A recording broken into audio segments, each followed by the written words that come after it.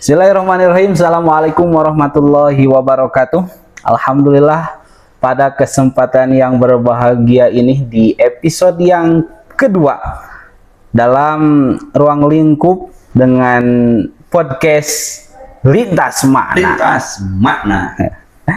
Yang mana ruang ini adalah ruang dialog yang bukan sekedar obrolan, tetapi ruang yang berbagi makna, pengalaman, dan juga pengalaman hidup.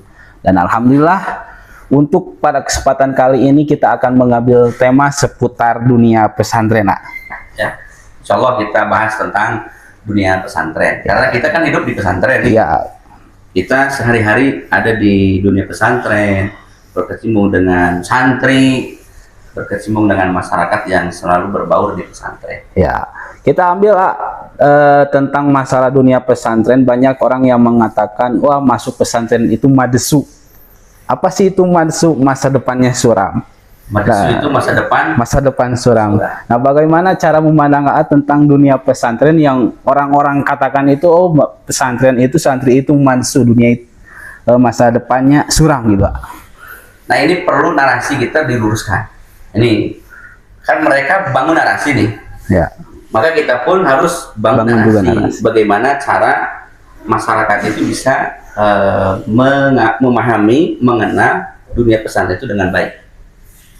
Dalam sejarah sampai hari ini, dari dulu sampai hari ini, dunia pesantren itu adalah pendidikannya yang masih terjaga, orisinilitas. Kalau dibandingkan dengan dunia pendidikan manapun, dunia pesantren itu adalah dunia yang sangat bisa terjaga. Walaupun ada kerikil-kerikil, ada godaan-godaan, ada riak-riak sedikit-sedikit, itu adalah dinamika kehidupan. Dunia pesantren itu mulai bertransformasi menjadi dunia pendidikan yang agak modern. Dunia pesantren itu kan klasik dulunya. Nah, mungkin orang menganggap bahwa masa depan suram ketika masuk pesantren karena melihat pesantren itu klasik, jadul, ya. Zaman dulu gitu kan, jadul. Sekarang kan hegemoni manusia itu adalah ingin serba wah, serba mewah. Padahal ada satu titik di mana manusia adalah berhura-hura di dunia ini akan ada titik jenuh, dia akan kembali ke fitrahnya, dia akan mencari kesuciannya. Dan fitrah kesuciannya itu yang bisa menjaga tradisional sesungguhnya itu adalah pesantren. Makanya di pesantren itu diajarkan bagaimana cara hidup.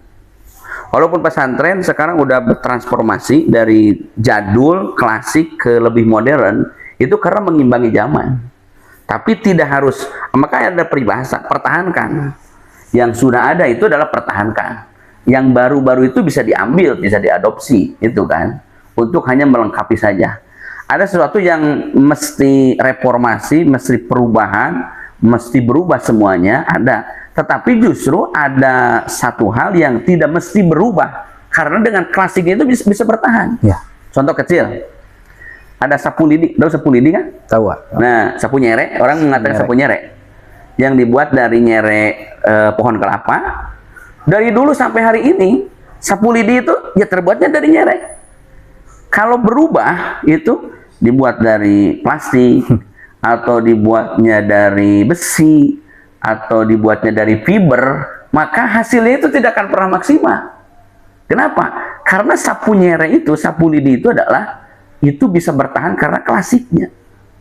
Makanya di dunia pesantren semodern apapun, maka tetap kajiannya itu kitab kuning, melogat, lalu sambil ngajinya di ruangan sambil santai. Bahkan gurunya mengajar di ruangan terbuka, terkadang di kebun, terkadang di rumah, terkadang di musola, terkadang di masjid. Nah, itu adalah keindahan dunia pesantren. Ya.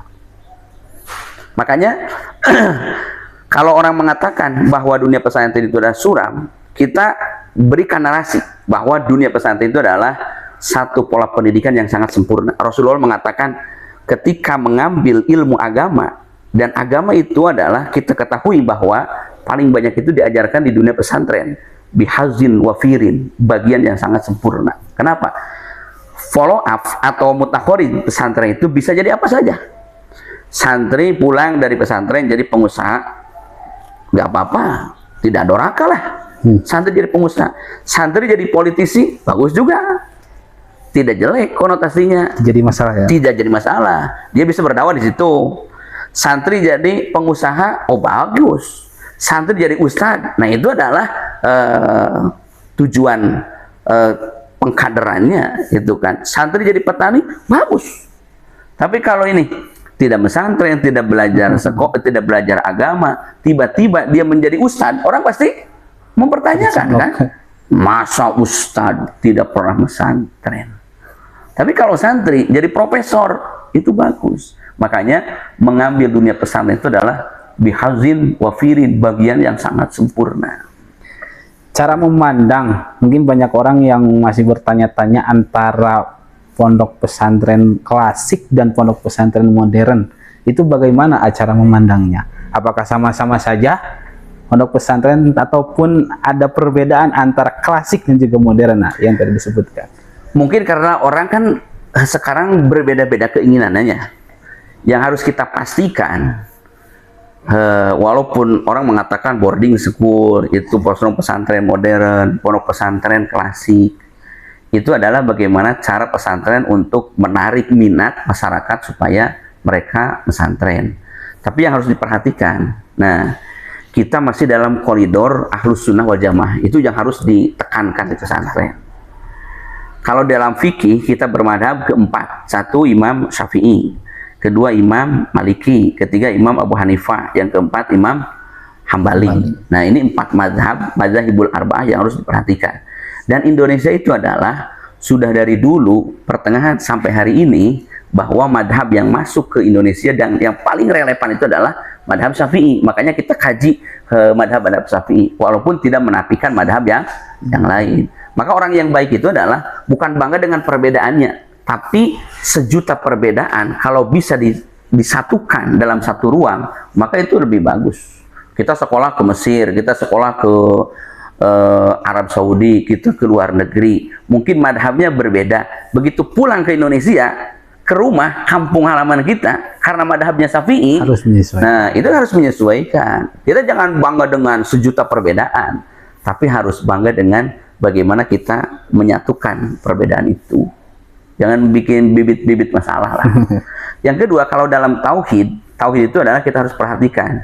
Satu adalah kita bermadhab ke Imam Al-Asy'ari, yang kedua ke Imam Al-Maturidi. Itu yang harus ditekankan. Karena dua madhab ini adalah dalam tauhid, ini adalah dua madhab yang paling lurus di antara pendapat-pendapat yang lainnya. Karena yang melawan madhab Asy'ari wa Maturidi itu adalah Fulasifah, Mu'tazilah, yang mungkin pemikiran-pemikirannya ekstrim. Itu yang harus kita perhatikan.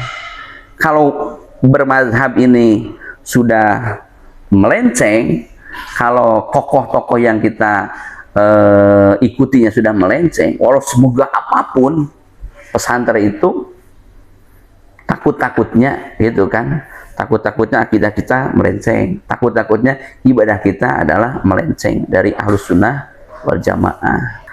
Dunia santri itu, nah ini dunia santri itu beda dengan dunia anak sekolah. Kenapa? Dunia santri itu adalah kesederhanaan. Justru mereka erat di dalam kesederhanaan itu. Makanya dunia pesantren itu dari mulai masuk ke pesantren, lalu dia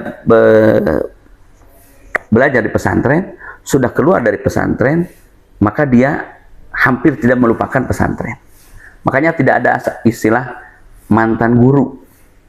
Ini mantan guru saya nih. Kalau di pendidikan yang lain, orang mengatakan, oh ini dulu mantan guru saya. Kenapa? Tidak diajarkan adab, tata krama.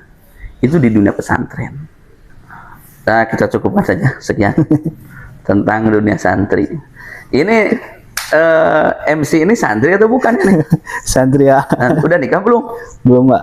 Oh, belum nikah ini. Dari mana ini santri? Dari Bandung, Mbak. Oh, dari Bandung. Mondok di mana? Mondok di Pondok Pesantren Miftahul Huda 2. Belum nikah. Belum nikah. Bener, belum nikah. Betul, Mbak. Wajahnya udah kayak kepala dua ini. Tapi belum nikah. Apa alasannya belum nikah? Mungkin masih mengabdi ya di sini ya. Oh ya, kita doakan mudah-mudahan Kang Zaki yang membawakan Lintas Mana ini adalah dia menjadi santri terbaik dan insya Allah menjadi mutakhariz pesantren, nanti akan hidup di masyarakat, hidup sesungguhnya bisa mengamalkan ilmu di masyarakat sana. Terima kasih ya telah memberikan ilmu dan juga pengetahuannya. Terima kasih juga kepada seluruh para penonton podcast Lintas Makna. Dicukupkan sekian. Assalamualaikum warahmatullahi wabarakatuh. Waalaikumsalam warahmatullahi wabarakatuh.